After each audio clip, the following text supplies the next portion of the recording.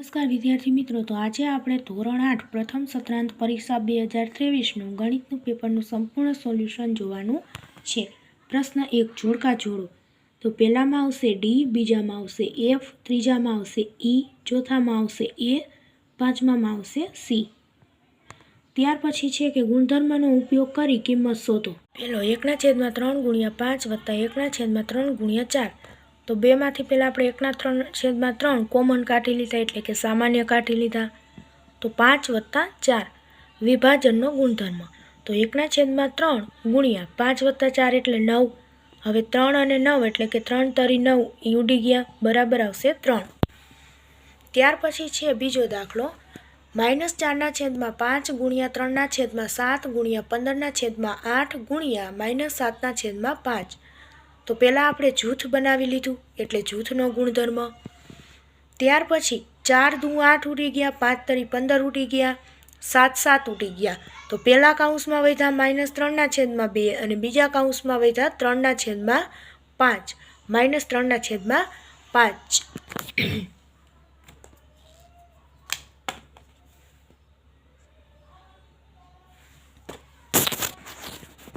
Minus minus ઉડી ગયા એટલે 3 તરી 9 અને 2 પંચા 10.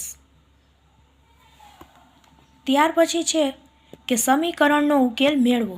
તો પેલું છે 10m + 6 = 14 + 6m. હવે એમ વાળાને ડાબી સાઈડ લઈ લીધા, તો 10m - 6m = 14 - 6. તો 4m = 8. તો m = 8/4. તો m = 2. ત્યાર પછી બીજું 15x = 3/3x + 8. તો 15x બરાબર 3 ને આપણે કૌંસમાં બંને સાથે ગુણી દીધા એટલે 9x + 24. તેથી 15x - 9x = 24. તો 6x = 24. x = 24/6. તો x = 4. પછી ત્રીજો છે 3y + 7/3 = 25/3 y. તો 3y - y = 25/3 - 7/3. તેથી 2y = 25 - 7/3. તો 2y = 3 બરાબર 2y × 3 = 18. તો y = 18/6. તો y = 3. ત્યાર પછી પ્રશ્ન 3, સમીકરણના ઉકેલ મેળવો. એમાં પહેલો છે 4t - 3/2 વત્તા 3t + 2/3 બરાબર t + 7/6. તો પહેલાં આપણે લસા લઈ લીધો, એટલે કે 6. તો 3/4t - 3 વત્તા 2/3t વત્તા 2 - 6t બરાબર 7/6. હવે 12t - 9 વત્તા 6t વત્તા 4 - 6t બરાબર 7/6 ગુણ્યા 6. હવે 6 ઉડી ગયા અને +6t અને -6t એ બંને ઉડી ગયા. તો 12t - 9 વત્તા 4 બરાબર 7. તો 12t બરાબર 7 વત્તા 9 - 4. તો 12t બરાબર 12. t બરાબર 12/12. તો t બરાબર 1. ત્યાર પછી છે બીજો દાખલો 6t - 5 કૌંસમાં 4t + 3 વત્તા 6t વત્તા 8. તો 6t - 5 અને માઇનસની નિશાની આપણે કૌંસમાં લગાડીએ એટલે -4t - 3 બરાબર 6t વત્તા 8. તો 6t - 4t - 6t બરાબર 8 વત્તા 5 વત્તા 3. તો -4t બરાબર 16. t બરાબર 16/4. તો t બરાબર -4. ત્યાર પછી પ્રશ્ન 5, નીચેના વિધાનો ખરા છે કે ખોટા તે જણાવો. તો પહેલું, દરેક ચોરસ એ સમાંતર બાજુ ચતુષ્કોણ છે. તો સાચું. બીજું, સમાંતર બાજુ ચતુષ્કોણ ABCD માં BC = 8, AB = 5 અને કોણ ABC = 90° હોય તો ચતુષ્કોણ ABCD લંબચોરસ છે. તો સાચું. ત્રીજું, સમલંબ ચતુષ્કોણ PQRS માં PQ સમાંતર RS. જો ખૂણો P = 100° હોય તો ખૂણો S = 100° થાય જ. તો ખોટું. ચોથું, સમબાજુ ચતુષ્કોણના વિકર્ણો પરસ્પર કાટખૂણે દુભાગે છે. તો સાચું. પાંચમું, લંબચોરસની બધી જ બાજુઓના માપ સરખા હોય છે. તો ખોટું. પછી પ્રશ્ન 4b, નીચેના દાખલા ગણો. પહેલું, લંબચોરસ PQRS ના વિકર્ણનું છેદબિંદુ T છે. TQ = 6x + 5 અને PR = 14x - 6 હોય તો એક્સનું મૂલ્ય શોધો. તો અહીંયા લંબચોરસ PQRS માં TQ બરાબર 6x વત્તા 5 અને PR બરાબર 14 - 6 14x - 6 છે. તેથી PR બરાબર 2TQ. તો 14x - 6 બરાબર 2 વત્તા 5. તો 14x - 12x બરાબર 10 વત્તા 6. તો 2x બરાબર 16. તો x બરાબર 16/2. તો x બરાબર 8. ત્યાર પછી છે અહીંયા આપણને એક ત્રિકોણ આપેલો છે અને ત્રિકોણમાં બધા જ 12ના ખૂણા આપેલા છે. એક 120, બીજો 140 અને ત્રીજા ખૂણાનું માપ x આપેલું છે, આપણે શોધવાનું છે. તો અહીં x એ બહિષ્કોણ છે અને બહિષ્કોણમાં બધા ખૂણાના માપનો સરવાળો 360 અંશ થાય. તો x વત્તા 140 અંશ વત્તા 120 અંશ બરાબર 360 અંશ. તો x વત્તા 260 અંશ બરાબર 360 અંશ. તો x બરાબર 360 - 260. તો x બરાબર 100 અંશ. ત્યાર પછી બીજો દાખલો છે. એક નિયમિત બહુકોણને કેટલી બાજુઓ હોય તો તેના દરેક બહિષ્કોણનું માપ 360 અંશ થાય. તો બાજુ બરાબર 360 અંશ છેદમાં n બરાબર 360 અંશ છેદમાં 36. તો બાજુ બરાબર 10 અંશ. એટલે કે દરેક બહિષ્કોણને 10 બાજુઓ હોય તો દરેક ખૂણાનું માપ 36 થાય. ત્યાર પછી આપણને પાઈ ચાર્ટ આપેલો છે, એના ઉપરથી જવાબ લખવાના છે. પેલું, કઈ ક્રિયામાં બાળક સૌથી વધુ સમય ગાળે છે? તો આવશે ઊંઘમાં બાળક સૌથી વધુ સમય ગાળે છે. બીજું, ગૃહ કાર્યના કલાકને ટકામાં ફેરવો. તો ગૃહ કાર્યના કલાક છેદમાં કુલ કલાક ગુણ્યા 100% બરાબર 4/24 ગુણ્યા 100% બરાબર 100% છેદમાં 6 બરાબર 16.67%. ત્યાર પછી છે ત્રીજો, શાળા સમયની કલાકનું અંશ માપ શોધો. તો શાળાનો સમય છેદમાં કુલ સમય ગુણ્યા 360 અંશ બરાબર 6/24 ગુણ્યા 360 અંશ બરાબર 90 અંશ.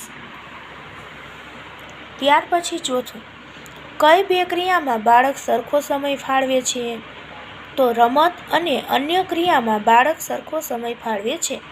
પાંચમું, શાળા અને ગૃહ કાર્ય બંને મળીને બાળક કુલ કેટલો સમય ફાળવે છે? તો શાળા અને ગૃહ કાર્ય બંને મળીને બાળક 10 કલાક ફાળવે છે. છઠ્ઠું, રમતની કલાકનું અંશ માપ શોધો. તો રમતના કલાક છેદમાં કુલ કલાક ગુણ્યા 360 અંશ. તો 3/24 ગુણ્યા 360 અંશ. તો 360 અંશ છેદમાં 8 બરાબર 45 અંશ. ત્યાર પછી છે પ્રશ્ન 7, નીચેના દાખલા ગણો.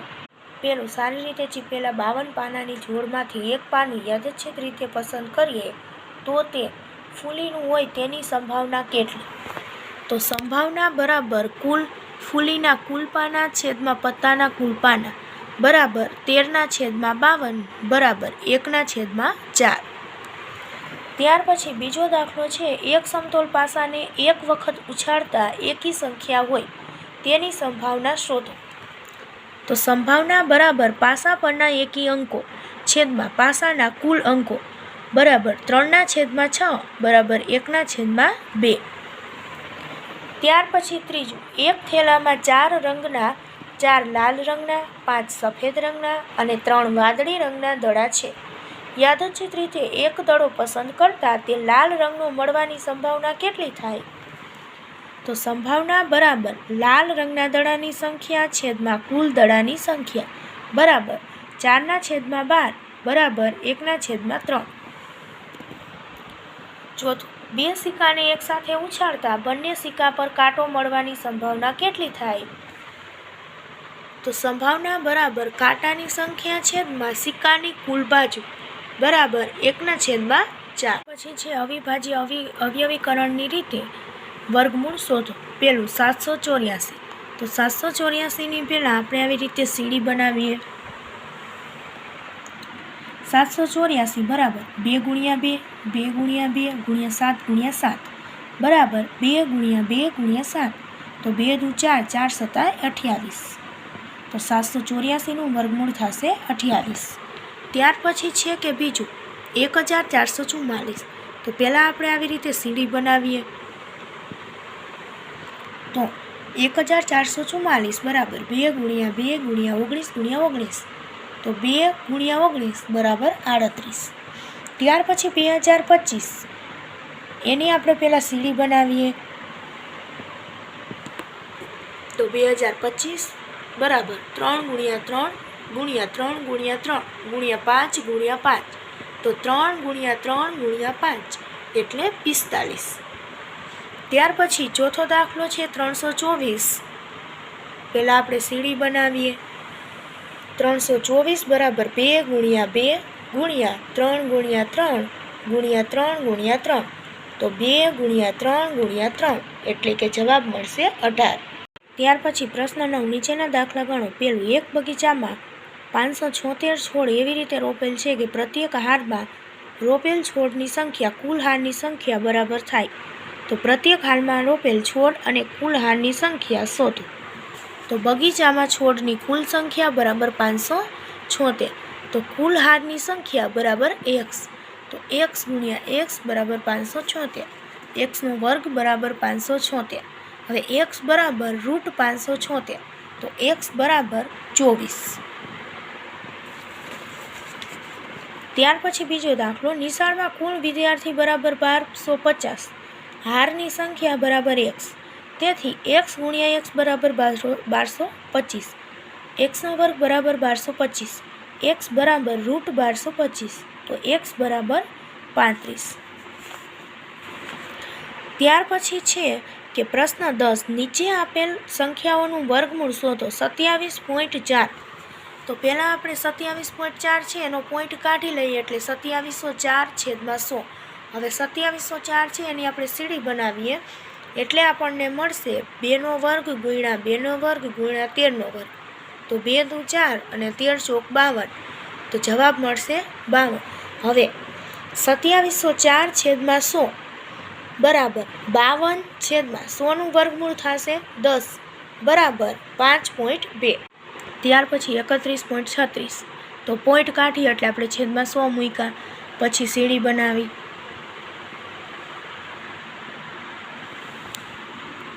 √3136 બરાબર 2નો વર્ગ ગુણ્યા 2નો વર્ગ ગુણ્યા 2નો વર્ગ ગુણ્યા 7નો વર્ગ બરાબર 56. √3136/100.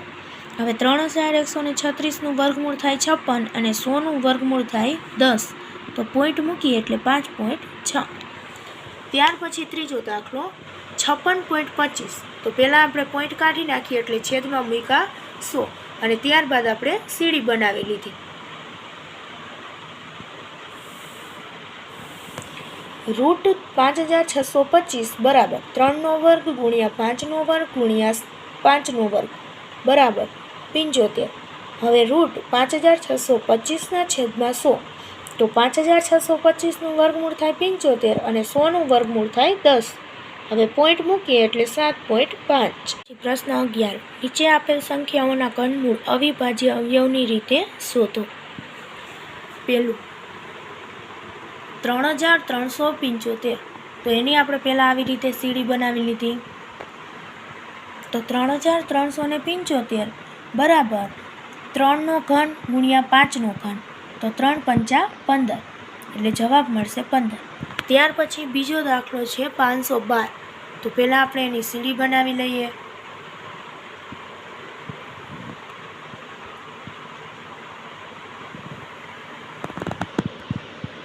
$512 બરાબર 2નો ઘન ગુણ્યા 2નો ઘન ગુણ્યા 2નો ઘન બરાબર 8. ત્યાર પછી ત્રીજું 5832, તો પહેલાં આપણે સીડી બનાવી લીધી.